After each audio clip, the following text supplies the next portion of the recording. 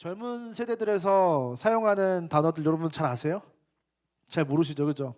그래도 이런 말은 많이 들어보셨을 것 같아요. 혼밥. 혼밥 들어보셨어요? 뭐예요? 혼자 밥 먹는 거. 혼영 들어보세요. 혼영. 혼자 영어 잘하시네요. 혼코노 아세요? 혼코노? 왠지 굉장히 잘하시네요. 일부 예배와 반응이 사뭇 달라서 제가 굉장히 지금 당황스러운데요. 일부 예배는 전혀 모르시는 것 같았는데 2부 예배는 굉장히 잘하시는 것 같아요. 혼자 코인 노래방 가서 노래 부르는 거를 혼코노라고 요즘 아이들이 부른다고 하더라고요. 옛날에 여러분 시대에 뭐 혼자 밥을 먹으러 간다, 뭐 혼자 영화를 보러 간다, 혼자 노래방을 간다. 이상하잖아요, 그죠? 뭔가 저 사람은 친구가 없나 왕따인가 이런 생각이 드는데 요즘 사람들은 그냥 혼자서 생활하고 혼자서 밥 먹고 혼자 영화 보고 혼자 노래방 가는 게 아무렇지도 않은 시대가 지금 되어버렸다는 거예요. 그래서 그 혼밥 레벨 테스트라는 게 있더라고요. 그래서 혼밥을 어디까지 할 수 있는가. 첫 번째 1단계가 편의점에서 식사할 수 있다면 손 들어보실까요? 편의점에서 혼자 가서 라면 먹을 수 있다. 굉장히 많은 분들이 손을 들어주셨고요. 학교 식당이나 직장 식당에서 혼자 밥 먹을 수 있다. 굉장히 많은 분들이 손을 주셨고요. 햄버거 집에 가서 혼자 먹을 수 있다. 김밥 천국 혼자 갈 수 있다. 중국집 가서 짜장면에 탕수육 시켜 먹을 수 있다. 시대가 많이 바뀌었네요, 여러분. 맛집에 혼자 가서 막 사진 찍으면서 있을 수 있다. 조금 줄어들었습니다. 패밀리 레스토랑 가서 밥 먹을 수 있다 있으세요? 그리고 이제 삼겹살집 가서 혼자 삼겹살 구워 먹을 수 있는 분 계신가요? 많이 안 계신 것 같아요, 이제. 여러분, 이렇게 요즘 시대는 뭐 같이 해야 된다기보다 그냥 혼자서도 나는 충분해라고 살아가는 시대가 오늘날의 시대가 아닌가 생각해보고 있습니다. 근데 우리는 지난 시간에 무엇에 대해서 함께 나눴습니까? 예수님께서 마지막 그 유언적 기도를 통해서 이 땅에서의 공생의 사역을 마무리하시면서 우리에게 당부하고 싶으셨던 그 한 가지가 무엇이었습니까? 하나님이 가르쳐준 그 한 가지는 뭐다? 그들도 다 하나가 되어. 요한복음 17장에서 하나님은 우리가 다 하나가 되어 서로 사랑하기를 마지막으로 당부하셨다는 거예요. 왜 우리가 하나가 돼야 된다고 그랬죠? 하나가 될 때야 비로소 하나님과 우리가 연합을 이루게 되고, 우리가 하나님과 연합을 이루게 되면 그 삼위 하나님 안에 있는 사랑이 우리 공동체 가운데로 이식돼서 그 사랑을 세상이 우리를 통해서 볼 수 있게 된다. 그래서 우리는 하나 돼야 된다라는 것을 우리는 지난 시간에 함께 나눴다는 것입니다. 여러분, 세상에 어떤 지혜나 능력이 아니라 그것이 세상을 변화시키고 사람을 변화시키는 것이 아니라 결국은 사랑만이 사람을 변화시키고 이 세상을 변화시킬 수 있다는 겁니다. 여러분, 그런데 이제 우리가 사랑을 해야 되는데, 여러분, 사랑을 혼자서 할 수 있나요? 사랑 혼자서 할 수 있다? 없잖아요, 그죠? 그럼 제가 요즘엔 순신방을 99% 정도 돌아서 이제 2순 정도가 남았습니다. 그래서 막바지에 이러는데요. 그 순신방을 지금 한 3달, 4달 정도를 하면서 제가 6kg가 쪘어요. 여러분들이 너무 많이 밥을 주셔가지고 6kg가 쪘는데, 그러면서 이제 하소연하시면서 계속 이제 나누면 그 기도 제목을 나눌 때 가장 많이 나오는 2가지 기도 제목. 첫 번째는 뭐냐면 남편과 자녀들의 구원, 당연하잖아요, 그죠? 그런데 2번째로 가장 많이 나오는 기도 제목이 뭐였냐면 자녀들의 결혼 문제입니다. 우리의 딸이, 우리의 아들이 지금 결혼을 해야 되는데, 저희 집도 큰 문제가 있습니다. 저 1부 예배 때 이 얘기를 하는데 이명 사모님 고개를 푹 떨구시더라고요. 그런데 이 문제가 사실은 참 쉽지가 않은 것 같아요. 여러분, 우리 자녀들이 결혼을 하려면 어떻게 됩니까? 사랑을 해야죠. 사랑. 그렇죠? 아니에요? 여러분, 사랑 없이 결혼하셨어요? 조건만 보고 결혼하셨는데 그게 아니잖아요. 우리 사랑을 해야 결혼할 수 있어요. 그런데 사랑을 해야 결혼을 해야 되는데 왜 우리가 사랑을 못하고 있는가를 보니까 뭐 조건이 높아서 뭐 조건이 안 맞아가지고 못하기도 하고, 뭐 눈이 높아서 못하기도 하고, 얼빠. 요즘 애들은 전 얼빠라서 연애를 못하는데 이러는 거예요. 그래서 뭐라 그러니까 난 얼굴만 본다는 거예요. 그래서 결혼을 못한다는 친구들도 있고, 또 요즘은 또 뭐 경제적인 능력도 굉장히 또 중요하고 하다 보니까 집을 얻어야 되고 막 살아야 되고 자녀를 막 낳아도 걔네들을 충분히 케어할 수 있는 경제적 능력이 뒷받침돼야 되고 하니까 결혼하기가 점점 어려워지는 시대를 살아가고 있는데, 사실은 진짜 결혼하는 못하는 이유는 뭡니까? 짝이 없어서 못하는 거예요. 짝이 없어서. 사랑할 대상이 없으면 우리는 사랑을 할 수가 없고 결혼할 수가 없는 거죠. 여러분, 하나님은 한번 생각을 해보세요. 하나님은 누구를 사랑하세요? 세상을 이처럼 사랑하시고 하나님의 교회와 그 성도들을 너무나도 사랑하시잖아요. 하나님도 사랑의 대상이 있으세요. 그런데 우리를 창조하시기 전에, 세상을 창조하시기 전에 하나님은 누구를 사랑하세요? 하나님은 사랑이신데, 요한복음 1장 1절과 2절을 보니까 태초에 말씀이 계시니라, 이 말씀이 하나님과 함께 계셨으니 이 말씀은 곧 하나님이시라. 이 창세 이전에도 하나님은 성부 하나님과 성자 하나님이 계셨고, 이 말씀이신 성자 하나님과 성부 하나님은 함께 계셨다는 거예요. 사랑의 대상이 존재하고 있었다는 거죠. 창세기 1장 1절에도 태초에 하나님이 천지를 창조하시나 땅이 혼돈하고 공허하며 흑암이 깊음 위에 있고 하나님의 영은 수면 위에 운행하시니라. 그 창조 시에도 하나님의 영인 성령께서도 또 함께 하셨다는 거예요. 창세 전에도 하나님은 사랑의 대상, 삼위 하나님이라는 사랑의 대상이 공동체로 존재하시고 사랑하는 가운데 계셨다는 거예요. 다시 말해서 사랑의 대상이 있으셨다는 것입니다. 여러분, 이렇게 하나님의 사랑은 함께하는 사랑이에요. 예수님께서 이 땅에 오셨을 때 뭐라고 얘기하십니까? 요한복음 17장 5절을 보니까 아버지여, 창세 전에 내가 아버지와 함께 가졌던 영화로서 지금도 아버지와 함께 나를 영화롭게 하옵소서. 창세 전에 우리가 함께 나눴던 그 영광을 지금도 함께 영화롭게 해달라라고 얘기하고 있는 거예요.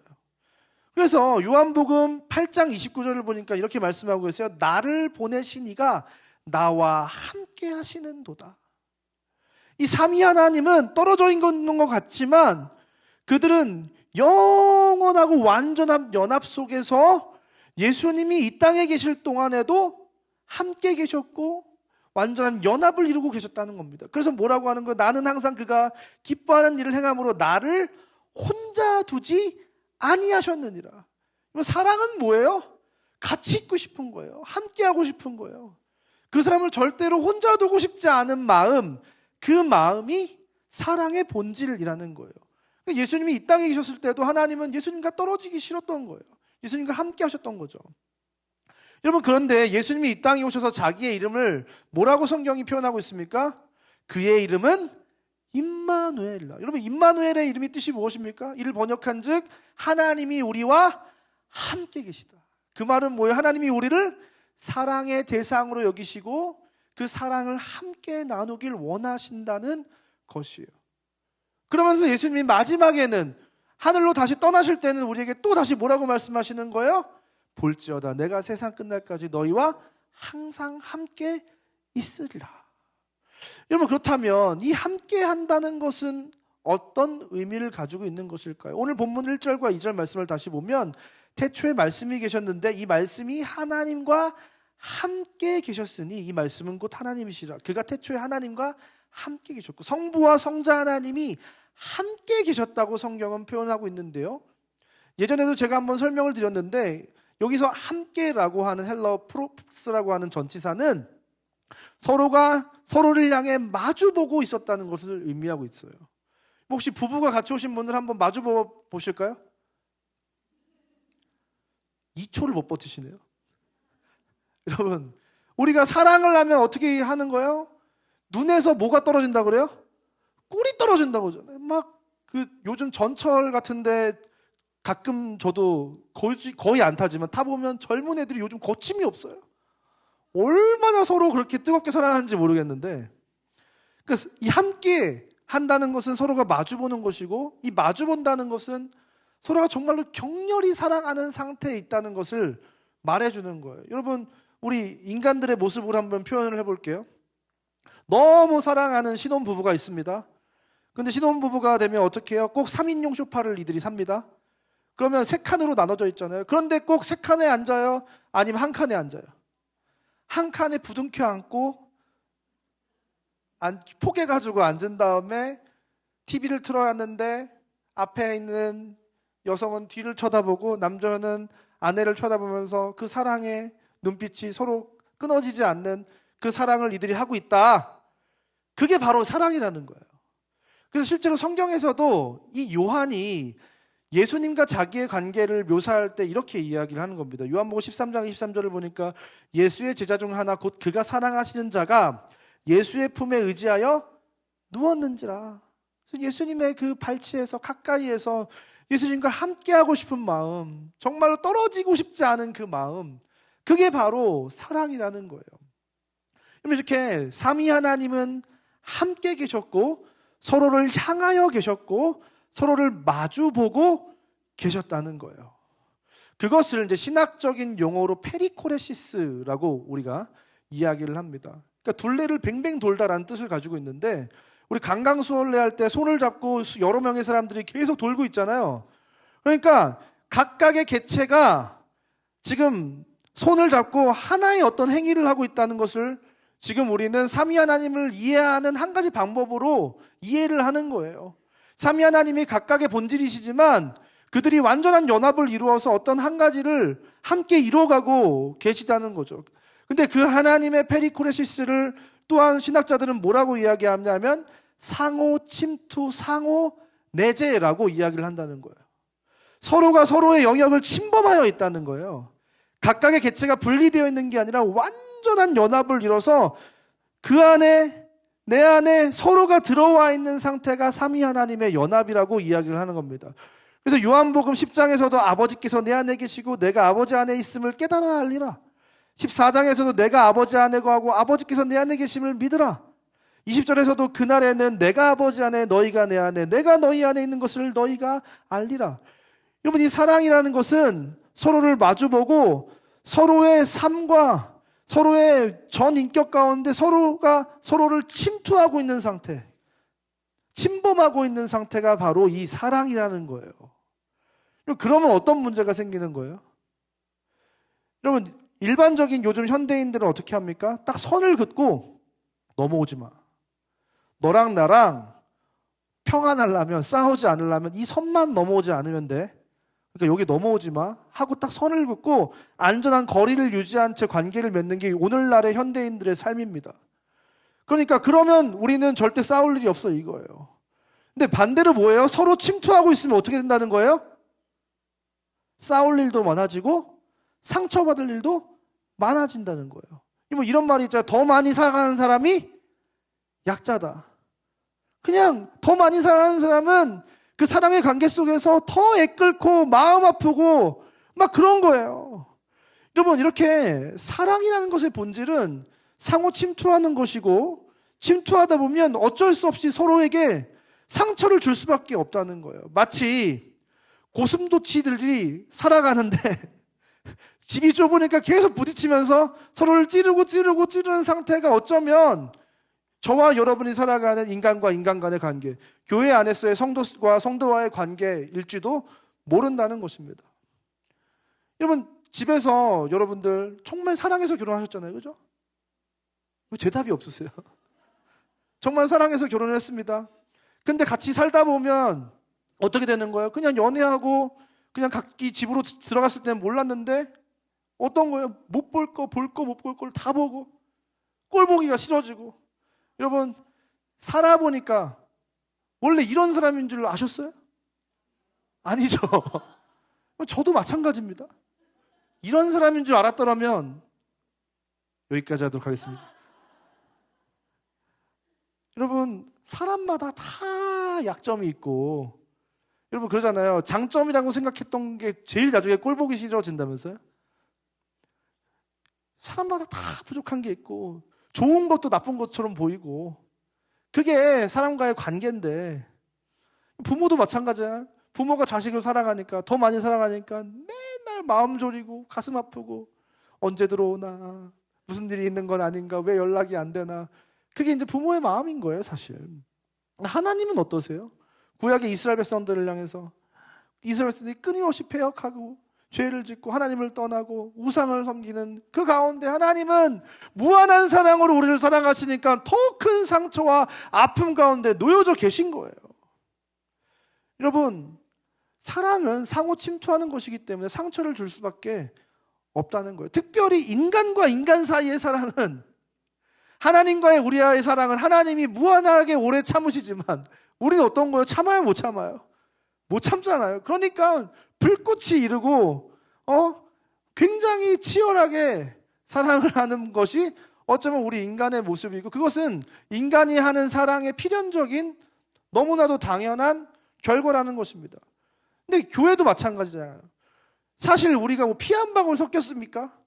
하나님의 자녀가 되고 보니까, 하나님의 집에 들어가고 보니까 나처럼 입양된 수많은 애들이 같이 살아가야 되는 거예요. 정도 하나도 든 친구들도 아니고 난생 처음 보는 사람들인데 이상한 사람들이만 모여 있는데요. 여러분 생각해 보세요. 우리 다 심령이 가난한 사람들이라서 하나님을 찾았잖아요. 우린 다 안에 문제가 있고 상처가 있고 아픔이 많단 말이에요. 그러다 보니까 이 교회 공동체 안에서 우리가 살아갈 때 우리가 쉽게 상처 주고 쉽게 상처를 받기도 한단 말이에요. 왜? 아직 이제 막 하나님의 자녀가 돼서 미성숙하고 다 연약하고 아직 자라나야 될 부분들이 많은데, 그러니까 그 이기적인 나의 모습, 연약한 나의 모습 때문에 우리는 이 교회 안에서 사랑받으려고 교회를 왔는데 오히려 사랑이 아니라 상처를 주기도 하고 상처를 받을 때가 너무나도 많다는 거예요. 그러니까 이제 문제가 되는 겁니다. 예수님은 사랑이 답이라고 하고, 사랑하려면 사람과 사람이 사랑을 해야 되고, 근데 사람은 불완전하고 상처 주고 연약하고, 근데 예수님은 여기서 뭘 대단한 선한 게 나올 수 있다고 사람이 답이라고 말씀하시고 사람을 통해서 하나님의 일들을 이루어 가시려고 하냐는 거예요. 아무리 생각해봐도 사람은 답이 아닌 것 같거든요. 세상 사람들도 이렇게 얘기하잖아요. 세상에 믿을 놈 하나 없다고 얘기를 하고, 세상 사람들이 교회를 향해서 손가락질하고 소망이 없다고 이야기하는 시대를 우리는 살아가고 있고, 심지어 교회 안에 있는 사람들도 교회 안에서 상처를 받고 교회를 떠나가서 안 나가 성도, 가난한 성도, 나 그냥 온라인으로 은혜만 받을래, 이런 성도들이 속출하고 있는 이 시대에 정말 교회와 성도 그 사람에게 소망이 있는가 우리는 되묻지 않을 수가 없더라는 거예요. 그런데 그 하나님은 그런 우리를 향해서 그 마음과 뜻에 변화가 없으세요. 시편 133편 1절에 뭐라고 말씀하고 계십니까? 보라, 형제가 연합하여 동거함이 어찌 그리 선하고 아름다운고. 우리는 여기서 막 치고받고 싸우고 시기하고 질투하고 막 그러고 있어도 하나님의 눈에 어떤 거예요? 내 새끼들이니까 보라, 형제가 연합하여 동거함이 어찌 그리 선하고 아름다운고. 하나님은 끊임없이 우리 인간에 대해서 기대를 가지고 사랑의 눈길로, 소망의 눈길로 우리를 바라보고 계시다는 거예요. 여러분, 인간이 어떻게 무한한 가능성을 가질 수가 있습니까? 여러분, 요한복음 1장 12절 13절 오늘 본문 말씀을 읽어보면, 영접하는 자 곧 그 이름을 믿는 자들에게는 하나님의 자녀가 되는 권세를 주셨으니 이는 혈통으로나 육정으로나 사람의 뜻으로 나지 아니하고 오직 하나님께로부터 난 자들이라. 아멘. 여러분, 우리가 혈통으로 묶어진 것도 아니고 육정으로 만들어진 관계도 아니고 우리는 어떻게 된 거예요? 하나님으로부터 난 사람들이기 때문에 우리에게 소망이 있는 줄 믿습니다. 우리가 무슨 사람의 뜻으로 나지 아니하고, 우리가 무슨 이익단체도 아니고 공익단체도 아니고, 우리는 그냥 하나님의 자녀가 됐기 때문에 묶어진 가족 공동체라는 거예요.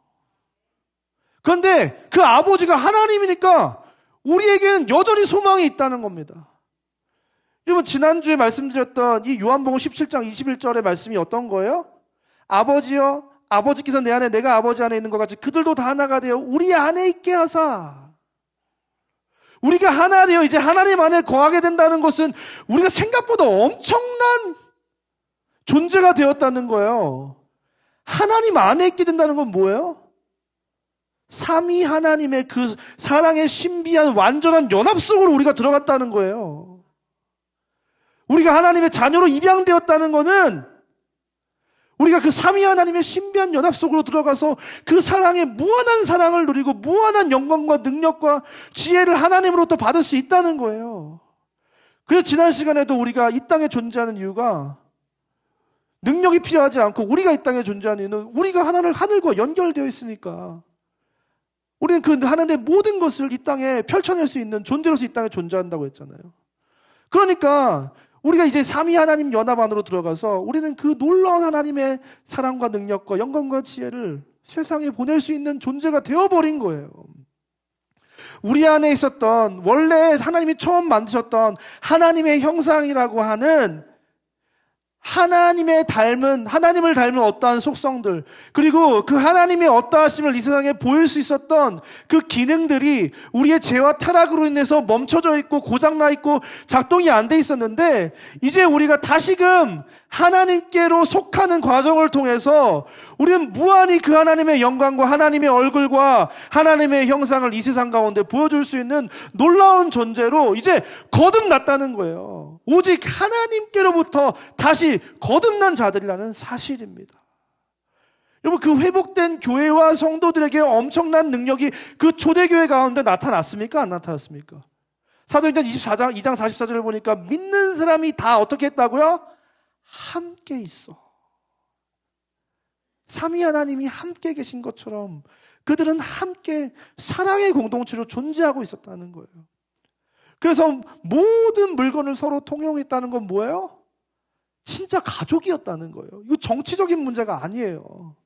가족이니까 문제가 없는 거예요. 실제로 그들이 필요에 따라 나눠주고 날마다 마음을 같이하여 성전에 모이기를 힘쓰고 또 집에서 떡을 떼면서 교제를 하고 계속 모이는 거예요. 계속 만나는 거예요.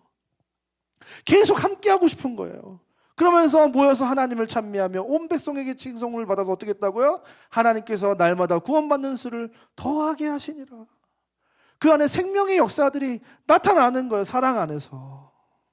여러분, 사람에게 소망이 없다고 세상은 말하지만 하나님은 끝까지 사람에게 소망을 두시는 줄 믿습니다. 그리고 그 근거가 우리 안에 있지 아니하고 하나님에게 있기 때문에, 이제 우리가 그 하나님과 연합된 존재이기 때문에 우리는 무한한 가능성을 가지고 이 세상 가운데 치유와 회복과 구원의 역사를 이룰 수 있는 존재인 줄 믿습니다. 제가 얼마 전에 한 소설을 읽게 됐는데요, 그 소설 제목이 불편한 편의점이라는 소설이었어요. 김효연 작가라는 분이 2013년도에 망원동 브라더스라는 책을 썼는데 그걸로 이제 세계 문학상 우수상을 받으셨고, 이번에 이 불편한 편의점이 막 100만 부가 팔리고 올해 도서로 선정이 되고 전체 부분에서 베스트셀러 1위가 되고 하는, 굉장히 2021년 2년에 굉장히 화제를 일으켰던 책이 이 불편한 편의점이라는 책입니다.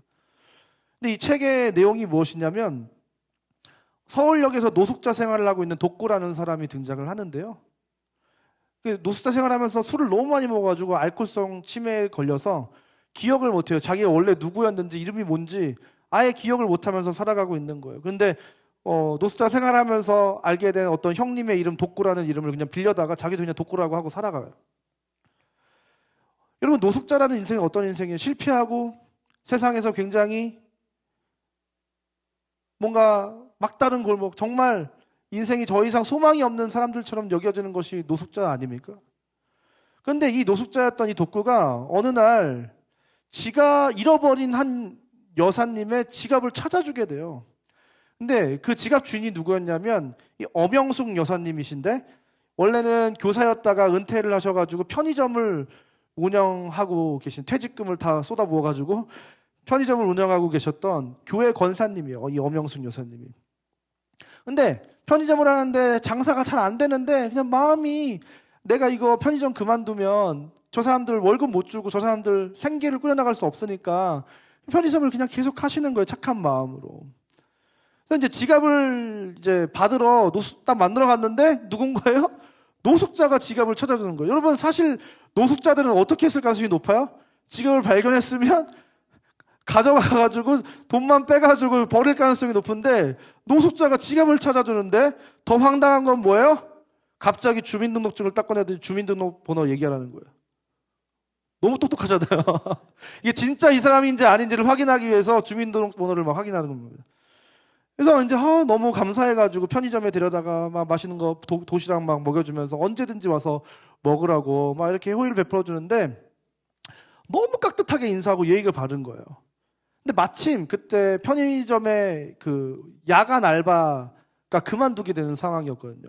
아, 그러면 이 노숙자를 야간 알바로 써야 되겠다 하면서 벌어지는 이야기가 이 불편한 편의점의 이야기입니다. 그래서 이 도커 씨가 알바를 하면서 편의점에 오는 손님들과 또 편의점에 같이 일하는 알바생들과 함께 지금 이 불편한 편의점에서 지금 함께 생활하는데, 사실 편의점은 어떤 곳이에요? 편해야 되는 거잖아요. 그냥 가서 내가 필요한 물건 사갖고 나오면 끝이어야 되는 공간인데, 도커 씨는 일단 존재 자체가 불편해요. 노숙자가 편의점 캐셔를 하고 있네? 사람들이 더 불편해합니다. 근데 이 도커 씨가 자꾸 자기 삶에 끼어들고 간섭하고 충고하고 조언하고 하는 거예요. 근데 그러면서 이 편의점 안에 있는 많은 사람들이 도커 씨를 통해서 삶이 변하고 문제가 해결되고 치유받고 또 가정이 회복되고 하는 그 이야기가 바로 이 불편한 편의점 이야기거든요. 그래서 너무 이거는 기독교적인 내용 같은 거예요. 교회 불편한 편의점이 아니라 이거 교회네 라는 생각이 들어 찾아봤더니 이 작가님이 새롭게 하소서에 나왔더라고요. 이 책으로 성공을 하셔가지고. 근데 그 엄여사님이 자기 어머니를 모델로 쓰셨다는 거예요. 권사님이셨고 장사를 오래 하셨는데 오갈 데 없는 사람들 재워주고 먹여주고 일 시켜주고 하는 그런 사랑과 선의를 베푸신 어머니를 보고 또 이 어머니의 캐릭터를, 이 여사님의 캐릭터를 잡았다고 하더라고요. 여러분, 여전히 이 세상은 우리의 도움을 필요로 하는 줄 믿습니다. 세상은 여전히 교회에게 희망을 보기 원하는 줄 믿습니다. 세상은 우리를 통해서 사랑을 느끼기 원하는 줄 믿습니다. 여러분, 요즘 세대에 자극적이지도 않고 그냥 이런 이야기가 베스트셀러가 됐다는 게 말이 안 되잖아요. 왜? 사람들 마음 안에 그 갈증이 다 있는 거예요. 그런 사랑의 이야기가 이 세상에 실제로 실현되기 원하는 마음이 있는 거예요. 근데 그걸 누가 할 수 있냐고요? 우리가 할 수 있다는 겁니다. 책을 읽는 내내 굉장히 궁금한 거예요. 100% 지금 알코올성 치매를 앓고 있는 도커 씨는 사실 예전에 굉장히 대단한 사람이었을 것이다. 그런 마음에 정체가 언제 밝혀지나 언제 밝혀지나 하면서 책을 계속 보는 거예요. 근데 그 정체가 실제로 누구였냐면 성형외과 의사였어요. 어쩐지 사람을 살리는 의사였으니까 이 사람은 이렇게 노숙자 신세가 됐더라도 다 이유가 있었을 것이고, 그러니까 이런 영향력을 드러낼 수 있었지라고 생각을 했는데 알고 보니까 좋은 의사는 아니었어요. 성형외과 요즘 사회적으로 대리수술 문제가 되게 한참 이슈가 된 적이 있잖아요. 대리수술을 하는 큰 성형외과 병원의 한 의사였어요. 자기는 맨날 상담만 받고 수술은 치과 의사가 하고 뭐 무슨 의사가 하고 해가지고 돈을 막 버는. 그래서 어느 날 한 청년이 찾아옵니다. 취업 면접을 앞두고 얼굴 이미지가 굉장히 면접에 중요하니까 성형을 하겠다고 찾아온 친구가 혹시 여기 뭐 대리 수술 같은 건 없죠 하는데 전혀 문제 없습니다. 우리는 그런 병원이 아닙니다. 하고 자기는 수술을 하지 않고 다른 사람이 수술하다가 그 청년이 죽게 돼서 인생이 이렇게 돼서 결국 노숙자에 이르기까지 한 사람이에요.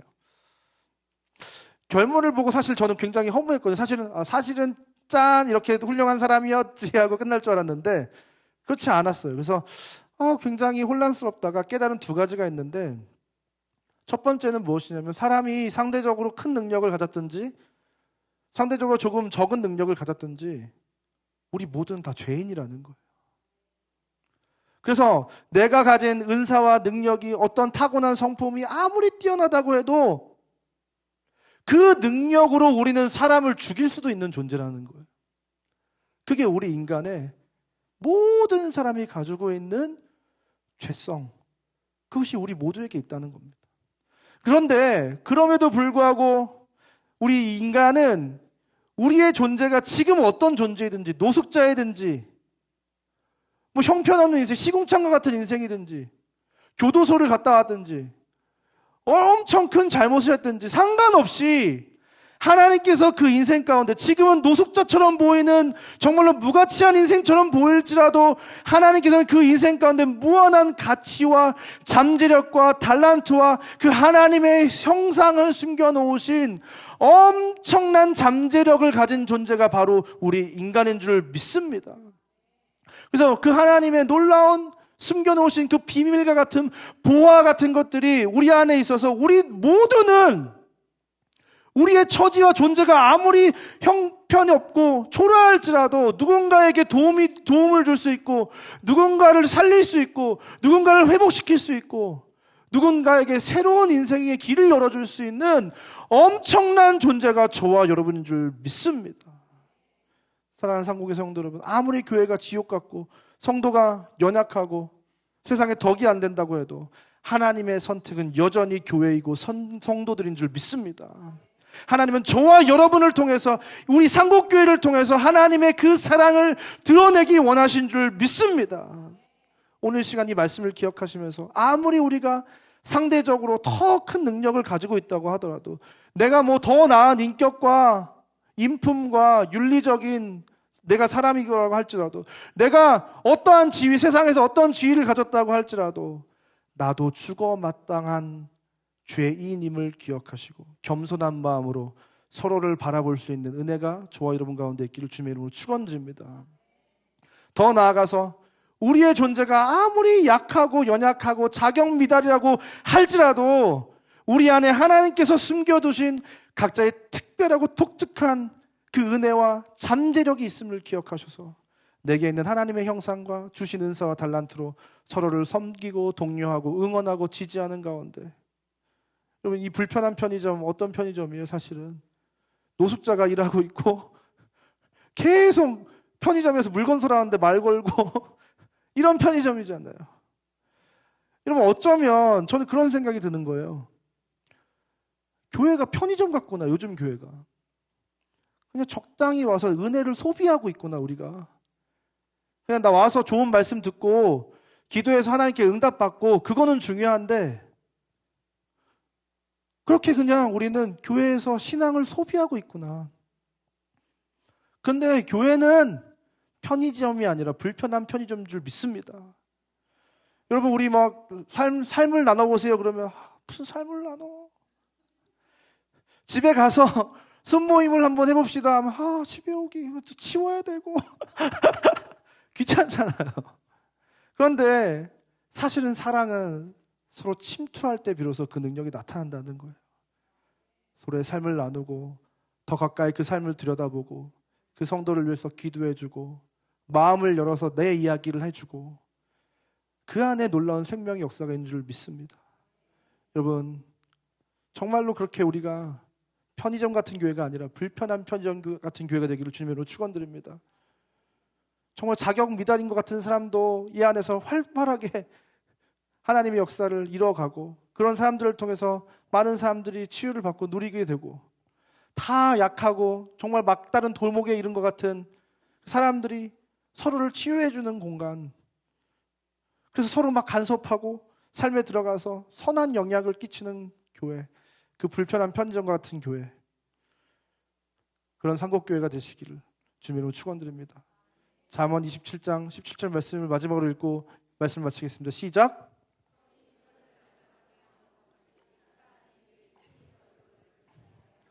네.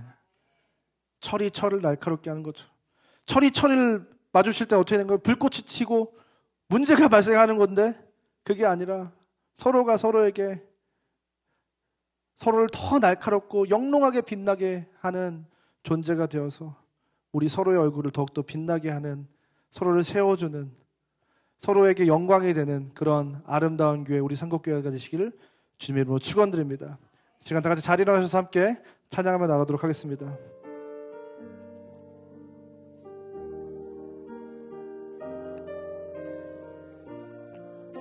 주 안에 우린 하나, 주 안에 우린 하나, 모습은 달라도 예수님 한 분만 바라네. 사랑과 선행으로 서로를 격려해 따스함으로 모두 먹으리. 주님 우리 안에 함께 하시니 형제자매의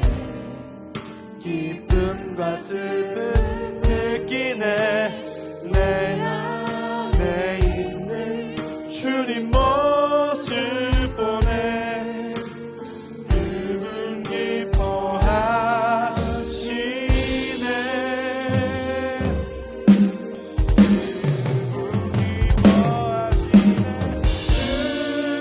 주님 우리를 통해 계획하시니 부족한 입술로 찬양하게 하시니 주님 우리를 통해 계획하시니 너를 통해 하시니. 다시 한번 찬양하겠습니다. 주 안에 우리 나나 주 안에 우리 나나 모습은 달라도 예수님 한 분만 말하네. 사랑과 선행으로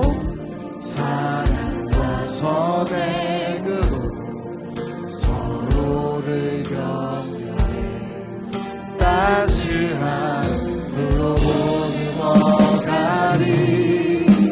주님 우리 안에 함께 하시니 형제자매의 기쁨과 슬픔 느끼네.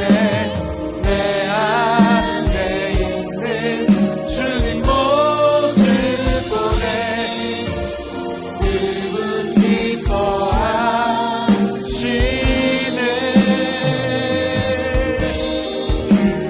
그분 기뻐하시네. 주님 우리를 통해 계획하시니 부족한 입술로 찬양하게 하시니 주님 우리를 통해 계획하시니 너를 통해 옆에서 있는 분들을 바라보면서 주님 너를 통해 주님 너를 통해 계획하시니 부족한 입술로 찬양하게 하시니 주님 우리를 통해 계획하시니 너를 통해 하시니 기대해. 우리가 하나님의 자녀가 된 그 사실이 놀라운 은혜인 줄 믿습니다. 그 하나님이 우리를 부르셔서 사용하시고 이 세상을 치유하고 우리 서로를 치유하고 회복하는 놀라운 존재로 삼으신 것이 하나님의 은혜인 줄 믿습니다. 이 시간 한번 기도할 때 주님 내가 부족하고 연약하지만 나를 통해서 누군가를 세우고 살리고 고치고 회복하는 그 일을 이루기 원하시는 하나님, 하나님 나를 사용하여 주시옵소서. 내 처지와 존재와 상관없이 눈에 보이는 내 상관과 상관없이 내 속에 보배롭고 존귀한 보화와 같은 하나님의 놀라운 일들을 예비하고 계획하시는 그 하나님의 부르심에 응답하여 하나님 내가 받은 그 사랑, 하나님이 내게 허락하시는 그 무한한 사랑을 하나님 나도 내 가까이에 있는 지체들에게 그들의 삶으로 들어가서 그들의 삶을 치유하고 회복하는 놀라운 존재, 우리 상공교회가 그렇게 서로를 살리는 교회가 되게 해달라고 이 시간 주님의 이름을 간절히 부르고 기도하며 나가겠습니다.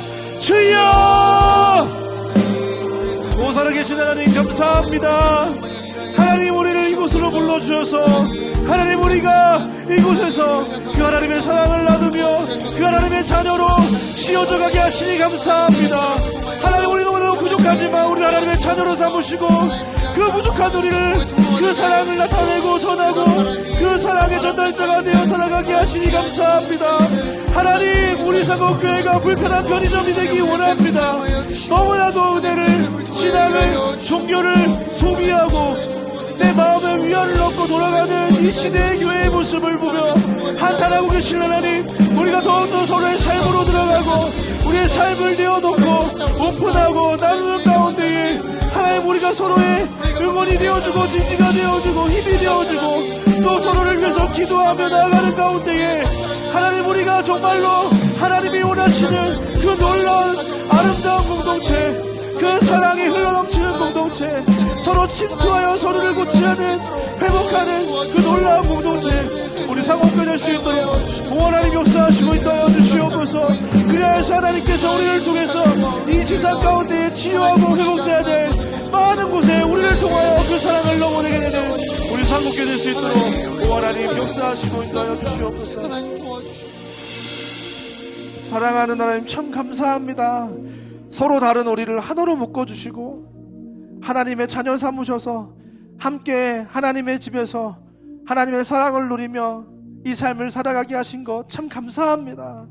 하나님, 그런데 우리 아직 너무나도 연약하고 또 아직 성숙하지 못하고 아직도 이기적이고 나밖에 모르는 정말로 미성숙한 신앙인이어서 하나님, 이곳에서 살아가는 동안 때때로 누군가의 마음을 아프게 하기도 하고 또 내가 누군가에게 상처를 주기도 하는 하나님, 그 아픔이 우리 가운데 있음을 고백합니다. 하나님, 그러나 그 아픔으로 인해서 우리가 점점 더 멀어지는 것이 아니라 그 아픔 가운데 서로를 부둥켜 안고 끝까지 하나님, 서로를 위해서 기도하고 지지해주고 응원해주고 서로 돌아봐주고 필요를 채워주는 가운데 하나님, 우리가 그 가까이 연합한 그 공동체 안에서 하나님께서 그 사랑을 나타내시고 능력을 나타내시고 지혜를 나타내시고 그 하나님의 모든 것을 우리 가운데 흘러보내주신 것을 우리가 경험하게 하여 주시옵소서. 하나님, 때때로 우리는 교만할 때가 많고 내가 저 사람보다 더 나은 것 같고 더 나은 존재인 것 같고, 하지만 그렇지 않다는 사실을 깨닫게 하시니 감사합니다. 하나님, 우리 모두가 죄인임을 고백합니다. 서로 같은 눈높이에서 서로를 마주보며 사랑할 수 있는 그 사랑을 우리 가운데 부어 주시옵소서. 하나님, 우리가 때때로 너무나도 연약하고 부족하고 나는 아무것도 할 수 없고 나는 누군가에게 선한 영향력을 미칠 수 없을 것 같다고 나 스스로를 제한할 때도 많이 있습니다. 그러나 하나님, 우리 안에 그 놀라운 보배 같은 하나님의 선물이, 정말 하나님의 은혜가, 하나님의 형상이 하나님 우리 안에 담겨져 있다는 사실을 하나님 우리가 깨닫게 하여 주시옵소서. 그래서 부족한 나를 통해서 일하시는 내 안에 그 하나님의 놀라운 것들을 부어주셔서 결국 나를 통해서 세상을 치유하시는 하나님의 놀라운 역사를 보게 하여 주시옵소서. 하나님, 우리가 그 일에 하나님 앞장서기 원합니다. 사랑하는 일에 앞장서기 원합니다. 하나님, 서로를 돌아보고 격려하기 원합니다. 하나님, 우리가 올해부터 365 기도를 시작했는데 그 자리를 지키기 원합니다. 이 자리에 나와서 서로를 위해서 기도하며 눈물을 흘리고 그 아픔의 자리로 내가 찾아가고 동참하고 그 아픔에 동참하고, 우리가 서로 기쁜 일이 있다면 그 기쁜 일에 서로 동참하는 진짜 가족, 하나된 공동체 우리 상곡교회가 되기 원합니다. 하나님, 우리 안에 그 사랑을 부어주셔서 우리 안에 있는 그 충만한 사랑이 하나님 지역사회와 이웃과 온 세계 열방까지 흐르게 되는 그 풍성한 사랑을 하나님 우리 안에 한량없이 부어주시옵소서. 이제는 우리 주 예수 그리스도의 은혜와 하나님의 사랑과 성령 하나님의 감화감동, 위로교통 충만한 역사가 오늘 이 시간 하나님이 찾으시는 그 한 사람, 그 사랑을 전하는 그 한 사람, 독고씨와 같은 자가 되기를 결단하여 이 교회를 불편한 편의점으로 만들어 그 하나님의 사랑의 역사를 날마다 경험하며 살아가기로 결단하고 돌아가는 이 자리에 모인 모든 주의 자녀들 머리 위에 이제부터 영원까지 함께 있을지어다. 아멘.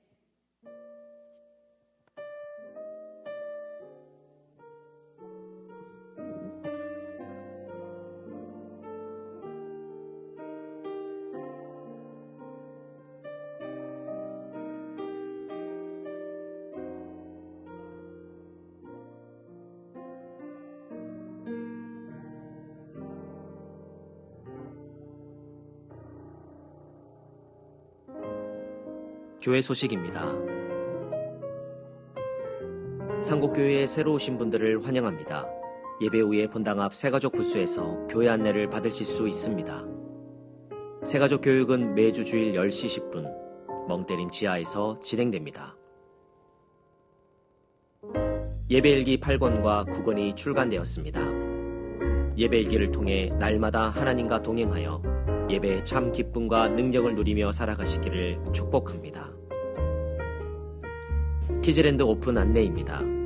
매주 월요일에서 금요일 오후 1시부터 6시까지, 토요일과 주일은 오후 5시까지 교육관 1층 키즈랜드가 오픈되었습니다.